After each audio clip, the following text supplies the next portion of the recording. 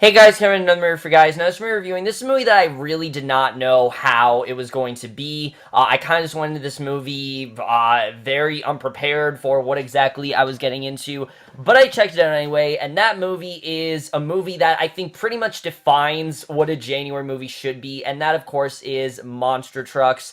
Guys, I really had no opinion for this movie whatsoever. Some of it looked really dumb and fun, but then other parts looked really stupid, and not stupid in the sense that it would look, funny. It looked just stupid, and I really did not know how this movie was going to be. I knew it was either going to be really fun or really fucking bad, so I really didn't know if I was gonna like it or not. And coming out of it, I will definitely say Monster Trucks isn't a horrible movie. I do think that this is a genuinely fun, ridiculous, very illogical film. It's definitely not perfect, and it's not a great movie. I wouldn't even say it's a good movie. I'd say it's an okay film with some very fun moments in there, and is definitely a lot better than what it probably could have ended up being. But let's get to the plot of Monster Trucks, which that's something I actually was kind of impressed with. They actually did try to give a genuine, compelling plot to this movie. It doesn't exactly work, but they definitely did try. Basically,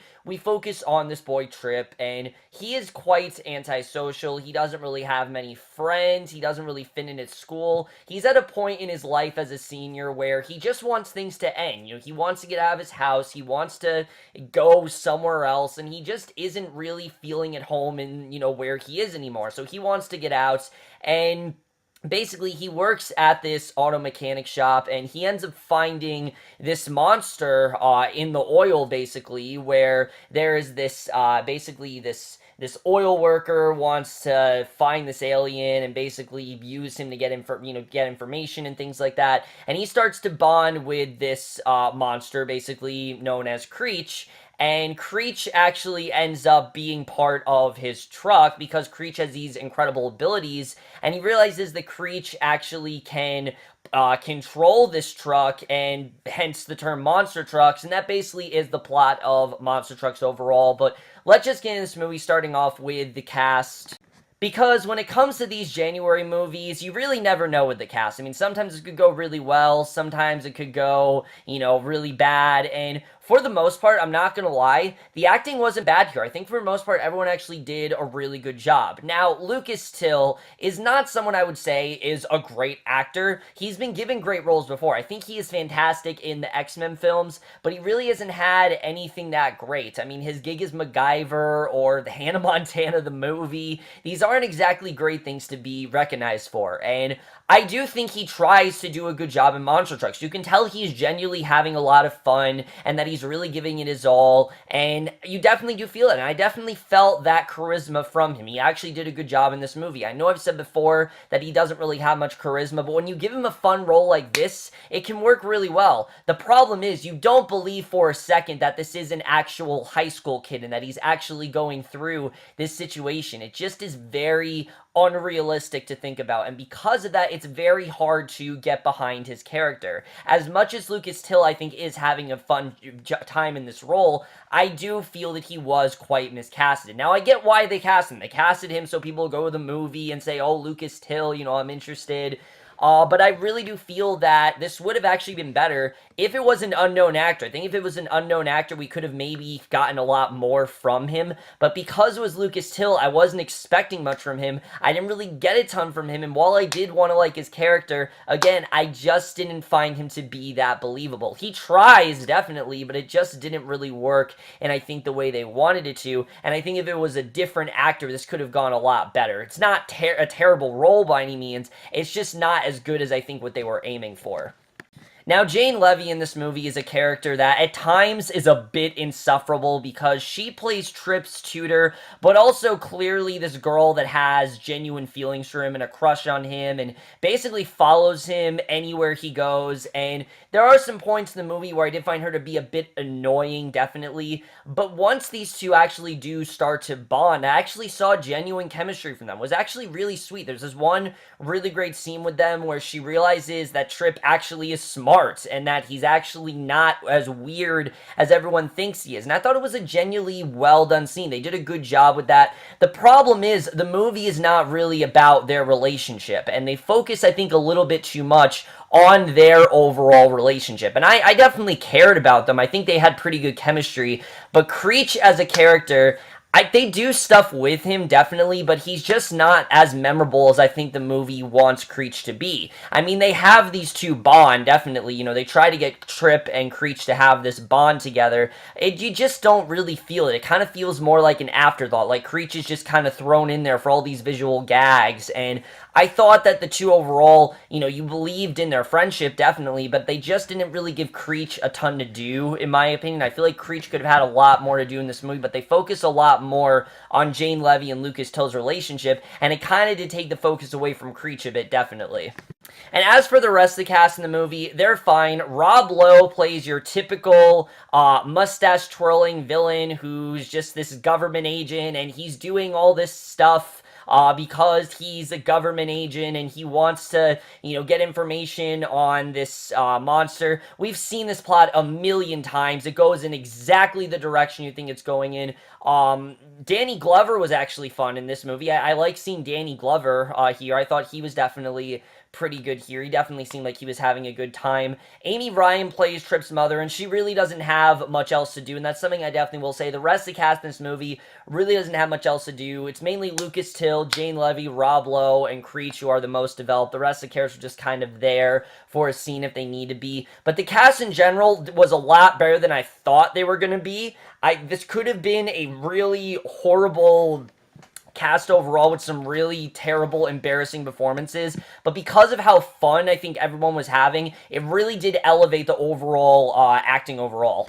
So the acting is really good, but now let's get to the directing and the screenplay, because the directing here I think works sometimes, and then other times it doesn't, because I will say right off the bat, this is an extremely self-aware film. They know exactly what they're trying to be. They're not trying to be anything different. They're just trying to be a fun, ridiculous film, and I think for the most part they did succeed with that. I definitely did have a lot of fun, many moments throughout this movie. They did a really good job in portraying that tone. I thought the directing was definitely well done in that regard, and there's some scenes that are absolutely ridiculous, but again, it's a movie that's not meant to be taken too seriously, so I thought they did a good job with that. However, there are some scenes that they probably really should have rethought, because this is one of those movies where characters will do things and there's no consequence whatsoever, and I know many reviewers have talked about this. There are scenes in this movie where they go on to where, you know, the truck can fly, it can do all these crazy things, and many times there is a ton of severe property damage, and at no point in the movie is there any sort of, you know, no one pauses or thinks, oh, this isn't a good idea, or thinks about the people that they've killed or something like that. I understand that this is a kid's movie, but it really is a big deal. I mean, this is like severe property damage. I mean, they take out like 5 cars at once. It's really nothing to glance over. It really is something that I think they could have maybe touched upon a bit more. But yeah, this is like severe property damage, and they get away with it with no consequence whatsoever. And that would work if it was the villain who, you know, the villain is just a merciless villain who doesn't really give a shit. But this is Tripp, who we're supposed to care about, and he's making these terrible decisions, and at no point is he thinking that maybe he needs to maybe dial that down a bit and control Creech or something like that. They could have actually maybe benefited the plot a bit, but no, they didn't really do that, and it actually did hurt the film overall. When that stuff happened, it really did take me out of the movie. I mean, I get that it's supposed to be silly,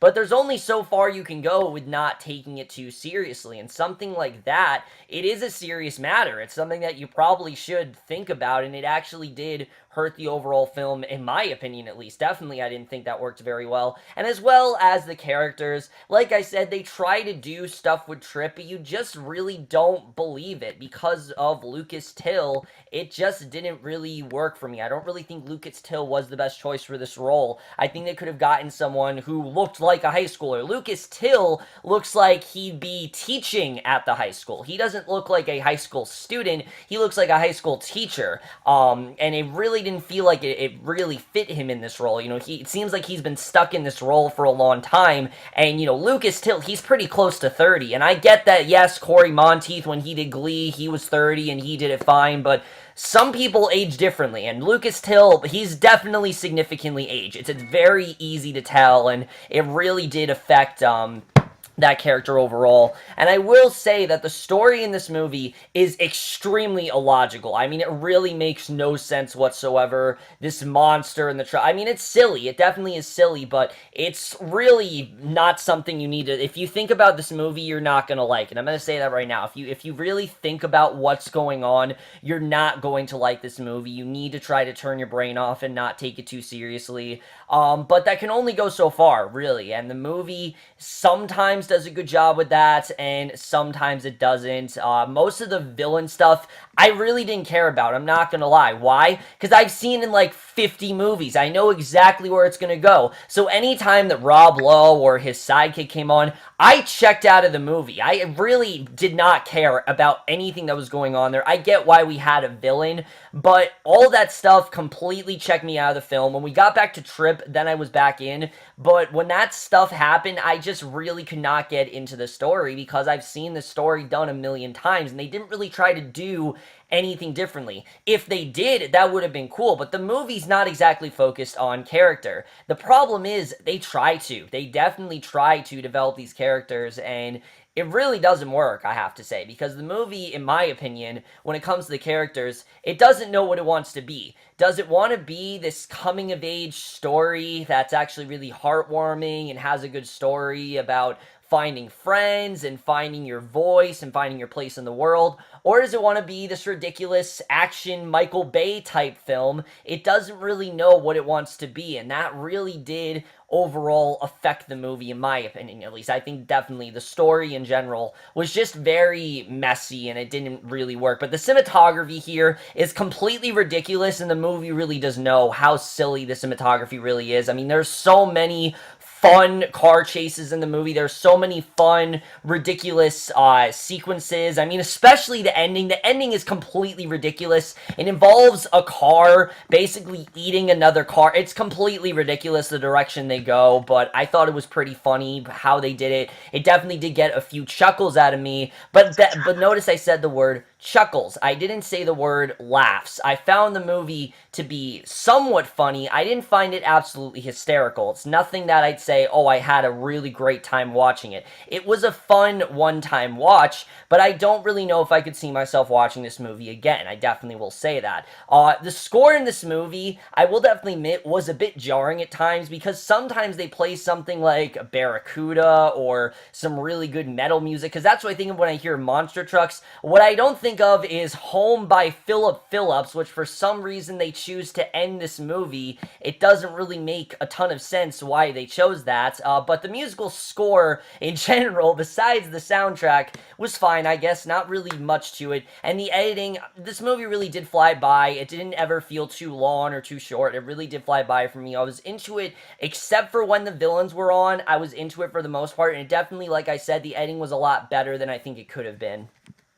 So overall, Monster Trucks is a completely disposable film that's really silly and ridiculous and will appeal to kids really, really well. But I will definitely say if you are not a young kid or, you know, you're not able to suspend your disbelief, it's really not a movie that I think you're going to enjoy. I think it's a lot better than what it could have ended up being. Definitely, it's not nearly as bad, and I definitely did have a fun time watching many of the scenes, but because of how illogical the movie was and how it actually did try to add some hearts and things like that, and it really didn't work in the way I wanted it to. In general, like I said, I really could not see myself watching this movie again, but because of how fun some of the scenes were, I am overall going to give Monster Trucks a 2.5 out of 5 or a C. So over, guys, my review of Monster Trucks. Let me know what you guys thought of this movie overall. Loved your thoughts on it. Did you find it silly and ridiculous? And were you able to just have a fun time with it? Or was the tone very jarring for you? And did you really think about it and things like that? But that's it for this video. Hope you guys enjoy it. We'll see you guys in my next video, which will be, I think, for tonight's episode, Victoria. And I will see you guys for that. Okay, bye.